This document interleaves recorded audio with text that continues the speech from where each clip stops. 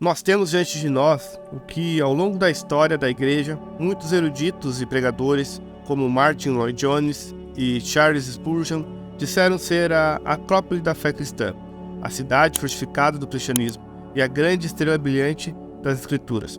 Eu já ouvi homens muito piedosos dizerem que, se eles perdessem a Bíblia inteira e pudessem guardar somente uma passagem, essa seria a que eles guardariam, pois nesses versos encontram-se a verdadeira salvação dos homens, o verdadeiro Evangelho de Jesus.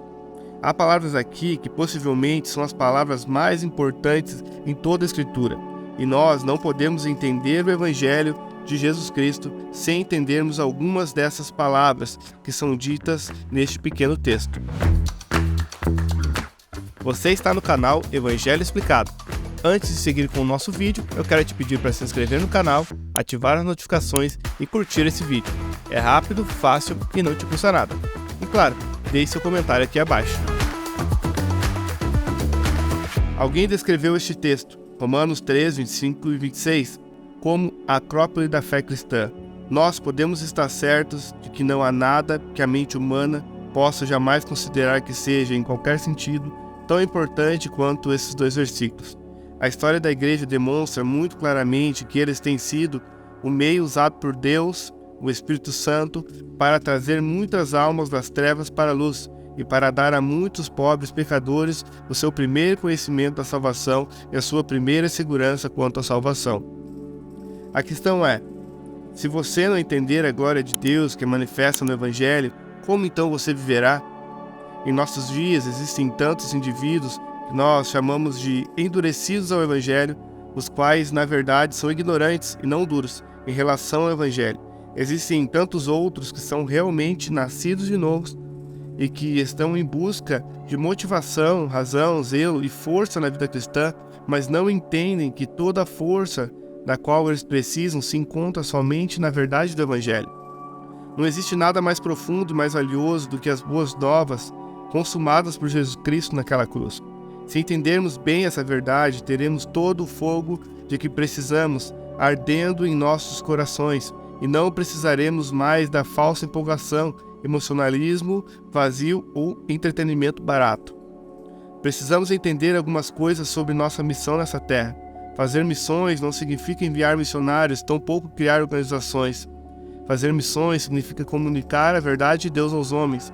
Você pode enviar todos os crentes de seu país como missionários, todavia, se eles não estão comunicando a verdade do Evangelho, isso não passa de tolice carnal. Além disso, precisamos entender que vivemos em dias nos quais o Evangelho não está muito claro em nossas mentes. Um grande pecado de nossa era é o que chamamos de reducionismo do Evangelho. Muitos pensam conhecer o conteúdo das boas novas de Cristo, mas não percebem que o Evangelho na América de hoje foi reduzido a 4 leis espirituais e a 5 coisas que Deus quer que você saiba. O Evangelho é tratado como uma pequena verdade, um assunto útil apenas para a classe dos novos convertidos, algo que você aprende em 5 minutos, faz uma oração e logo em seguida avança para coisas maiores. Nós tomamos o glorioso Evangelho do nosso bendito Deus e transformamos em pequenas perguntinhas vagas como: você sabe que é pecador? Ou você quer aceitar Jesus como seu único Salvador? E se alguém responder afirmativamente a essas questões, nós palpamente as declaramos salvas após repetirem uma oração conosco. Nós ouvimos incontáveis histórias de evangelistas indo para o exterior e pregando para dezenas de milhares de pessoas, gerando milhares de convertidos. No entanto, assim que o missionário as procura, ele não encontra uma sequer frequentando a igreja. Nós vivemos em uma superficialidade, em uma era na qual se faz muito barulho. No entanto, o que tem sido realmente conquistado, espero que ninguém fique ofendido com isso, mas há muitos anos eu comecei a compreender como nós somos um povo estúpido. Há alguns anos, um amigo da Colômbia Britânica me enviou um livro sobre lógica. Eu precisei ler o primeiro capítulo cerca de 3 vezes para compreender bem o que estava sendo dito, e concluí que aquilo se tratava da mais alta expressão da lógica que eu havia lido. Era muito complicado, mais complicado do que qualquer coisa que eu havia lido na universidade. Porém, ao fechar o livro, notei que na frente dele havia um desenho rabiscado, de tinta, e ao olhá-lo melhor, observei para minha surpresa que no desenho havia algo semelhante a crianças de 8 ou 9 anos de idade, em pé diante de um professor, sendo questionadas. Então eu percebi que aquele livro de lógica, escrito por um antigo puritano, era na verdade o básico para as crianças da escola primária. Sendo assim, uma das coisas que eu quero encorajá-lo a fazer é isto: na sua leitura das Escrituras e em sua busca por conhecer mais a respeito de Cristo, não se dê tanto à literatura contemporânea, mas retroceda na história e descubra algumas das maiores coisas já escritas. Eu diria a você que a nossa maior necessidade é redescobrir o Evangelho de Jesus Cristo e proclamá-lo. Eu sempre digo isto, especialmente a jovens missionários com os quais tinha lidado. Tudo de que eu preciso é um homem simples o suficiente para andar no meio de uma praça com uma Bíblia aberta, pregando o Evangelho de Jesus Cristo, até que alguém saia convertido ou ele saia deitado numa maca. Nós precisamos de pregadores, precisamos de homens e mulheres que creiam que essa tarefa é tão grandiosa que nem todas as estratégias do mundo, à parte do Evangelho, podem fazer uma única alma ser convertida. Há um poder de Deus para a salvação, esse poder é o Evangelho de Jesus Cristo, Romanos 1,16. É por isso que eu gostaria de tomar um tempo para meditarmos sobre esse assunto. Sei que alguém logo reivindicará dizendo: mas irmão Paulo, nós entendemos o Evangelho. Ó meu caro, preste bastante atenção ao que tenho para lhe dizer. Há muito para se estudar hoje a respeito da segunda vinda de Jesus Cristo e da correta interpretação do livro de Apocalipse.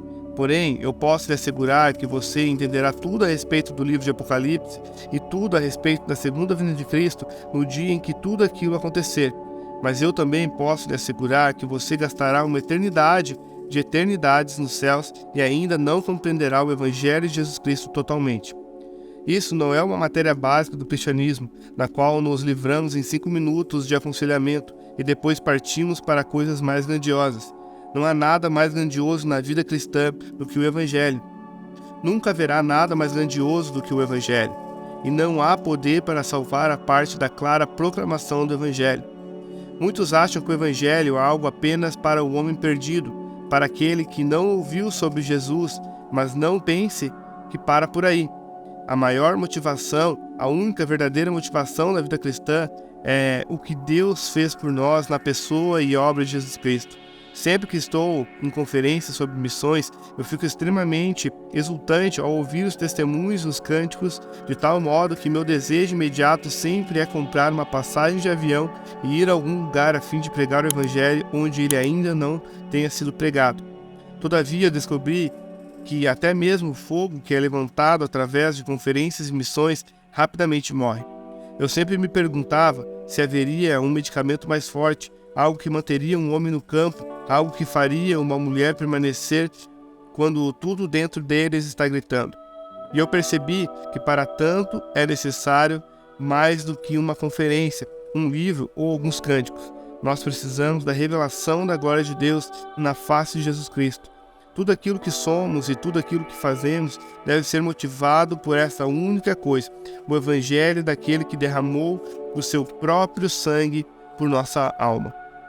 O cristão vive entre 2 dias: o dia em que Cristo foi pendurado diante dos homens e o dia em que todos os homens irão se ajoelhar perante Cristo. Isso que é motivação. Agora olhemos para esse nosso pequeno, reduzido e falso evangelho e comparemos-lo ao evangelho que é revelado na palavra. É isso o que iremos fazer ao estudar este glorioso texto de Romanos 3. Vamos observar essa passagem linha por linha e buscar descobrir pela graça de Deus o que está sendo pregado nela, a fim de crescermos na graça e no conhecimento de nosso Senhor Jesus Cristo, para o bem do destino eterno de nossas almas. Se você gostou deste conteúdo, inscreva-se no canal e ative as notificações para ser avisado assim que um novo vídeo for publicado aqui no canal. Você pode também permanecer aqui no canal assistindo mais vídeos como esse. Até a próxima. Deus abençoe.